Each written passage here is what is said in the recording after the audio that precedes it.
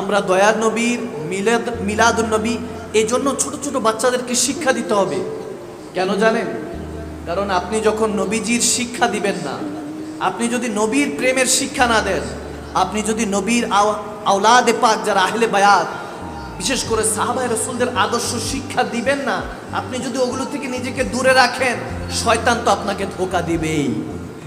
ঠিক কিনা?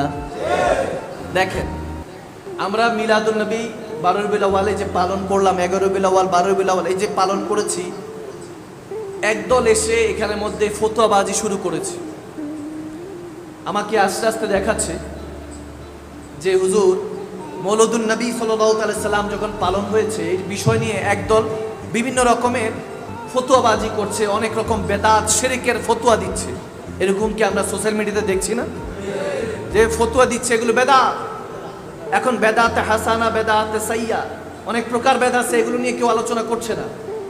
বিভিন্নভাবে এটা বেদাত সাবিত করার জন্য, সাব্যস্ত করার জন্য চেষ্টা প্রয়োজনা করছে। আমি সেই সমস্ত ভাই বাবাদেরকে বলবো যে একটাবার চিন্তা করে দেখুন, আপনি যেই ঈদ মিলাদুন নবী সাল্লাল্লাহু তাআলা সাল্লামকে বেদাত বলছেন, সেই বেদাত যদি আপনি নবীজির ভালোবাসা, আমরা যে আশেকরা, উম্মতরা, মুসলমানরা নবীজিকে ভালোবাসি, এটা যে বহিঃপ্রকাশ করছি জশ্নে জুলুস করে, মিছিল করে, আপনারা এটাকে যখন বেদাত বলছেন, কোনটা বেদাত হাসানা কোনটা বেদাত সাইয়্যা সেটা প্রকাশ করছেন না, পাবলিককে বুঝাচ্ছেন না, পাবলিক নেগেটিভিটি নিচ্ছে।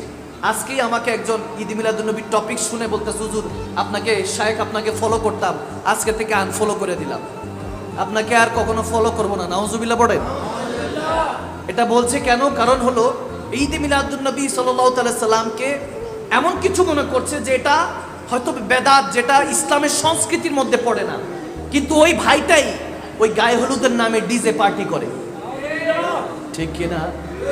যে ভাইটা ঈদ মিলাদুন নবী অর্থাৎ মৌলুদুর রাসূল, দ্য বার্থডে অফ প্রফেট সাল্লাল্লাহু আলাইহি সাল্লাম, আমার নবীর শুভ আগমন, জন্মদিন, এই বেলাদাত শরীফকে মানতে পারছে না, অন্তত নিজের অবস্থা থেকে মানতে পারছে না।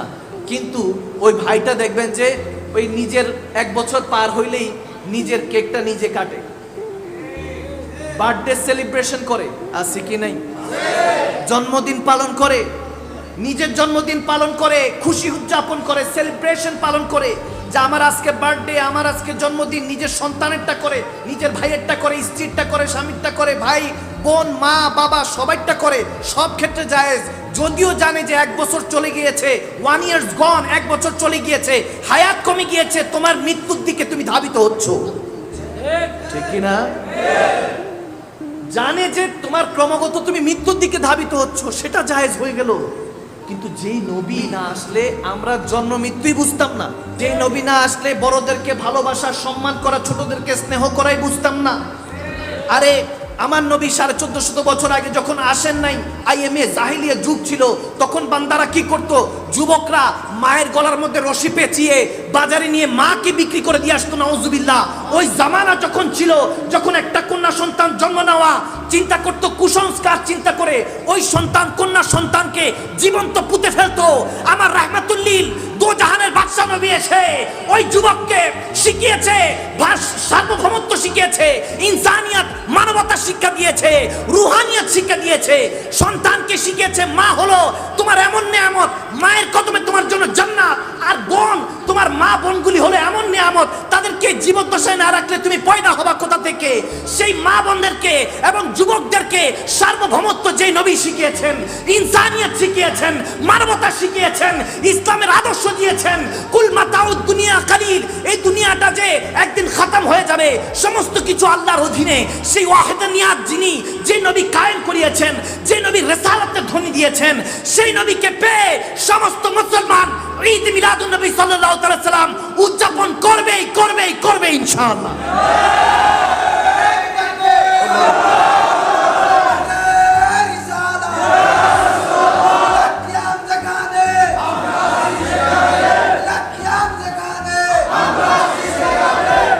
ইনসানিয়ত চলে যাবে। আপনি কোরআন সুন্নাহর দরজ দেন, আলহামদুলিল্লাহ, এতে কোনো সমস্যা নেই, কিন্তু কোরআন সুন্নাহর পার্টটুকুলি আপনার বুঝাতে হবে। কারো মুখে দাড়ি নেই এজন্য ওই ফাসিককে আপনি কাফের বলতে পারবেন না, উনি ফাসিক হতে পারে, গুনাহগার হতে পারে।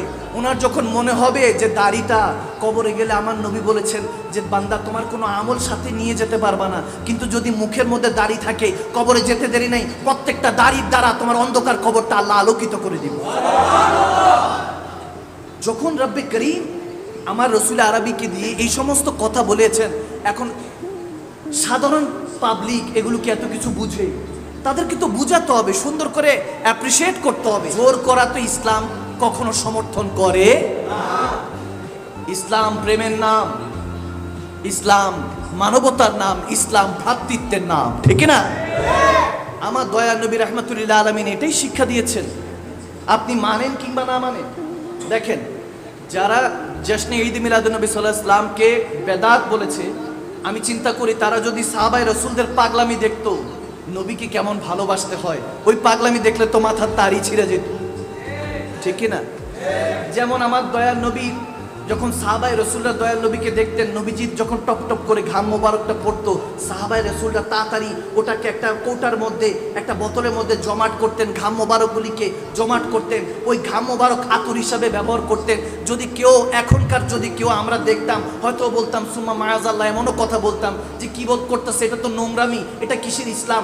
দয়াল নবীর ঘাম মোবারক এক জায়গায় করতেছে, এটা কিসের ইসলাম? বলতো নোংরামি। যদি সাহাবায়ে রাসূলরা দেখতেন যে আমার নবীর প্রস্রাব মোবারক পান করে ফেলতেছে, বলবে হারাম জিনিস কিভাবে বক্ষণ করছে, কিভাবে পান করছে। সুম্মা মায়াজাল্লাহ, নবীজির এই শানের উপরে তারা আঙ্গুল তুলতো।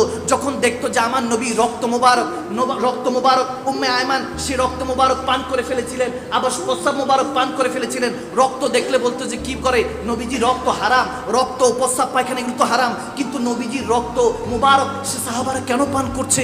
এরকম পাগলামি দেখলে তো তারা এখনকার আমরা যদি দেখতাম, হয়তো এগুলোকে নোংরামি, ফাজলামি কিংবা কুফরি বলে, বেদাত বলে ঘোষণা দিয়ে দিতাম, ঠিক কিনা? ঠিক কিনা?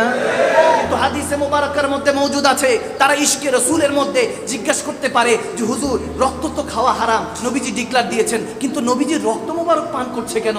আবার যদি বলে যে হুজুর কি ব্যাপার, সাহাবায়ে রাসূলরা কি জানতেন না প্রস্রাব মুবারক তো হারাম, প্রস্রাব তো হারাম, প্রস্রাব রাসূলে পাকের নিজের প্রস্রাব এগুলো কেন পান করতেন?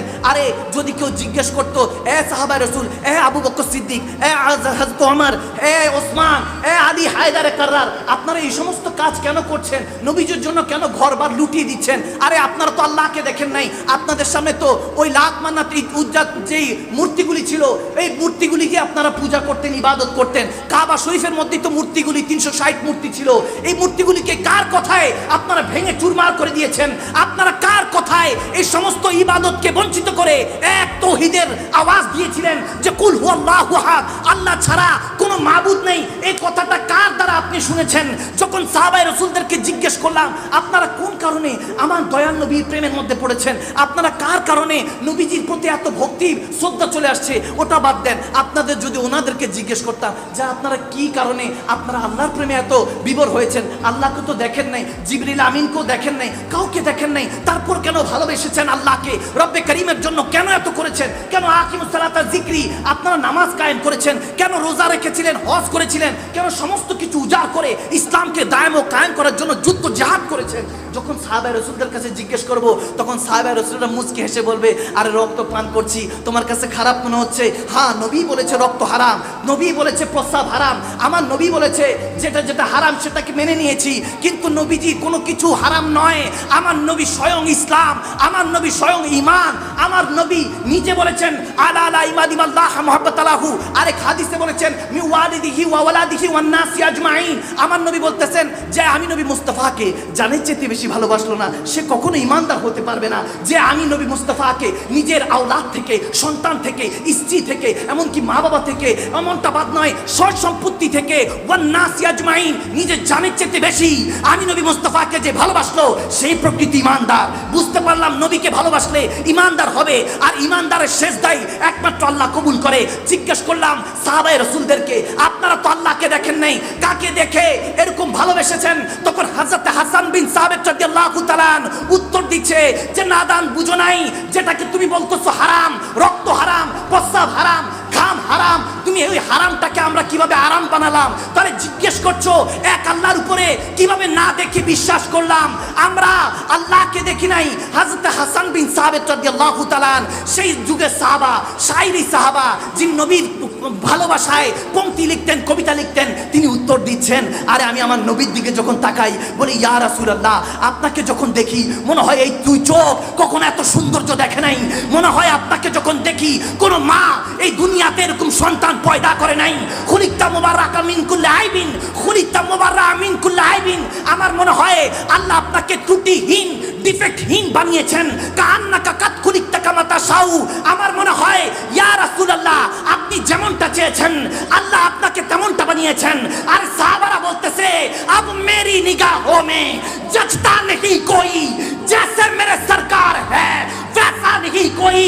আর সাহাবায়ে রাসূলরা বলেছেন নবী না হয়ে এই দুনিয়ায় না হয়েছি ফেরেশতা খোদা, হয়েছি গো নবী উম্মত আপনার, তার তোরে শুকর হাজার বার। সুবহানাল্লাহ।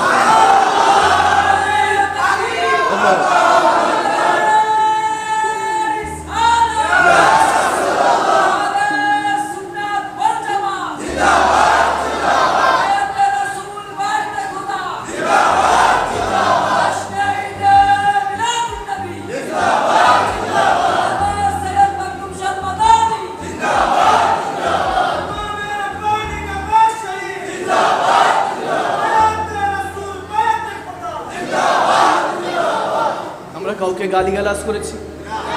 কোরআন শোনার বাইরে কথা বলেছি? ভালোবাসা দিয়ে বিশ্ব জয় করতে হয়। আওয়াজ কম হয়েছে মানি আরো জোরে। আলহামদুলিল্লাহ, আমার নবী এক একটা আশেক, এক একটা যোদ্ধা, ঠিক না?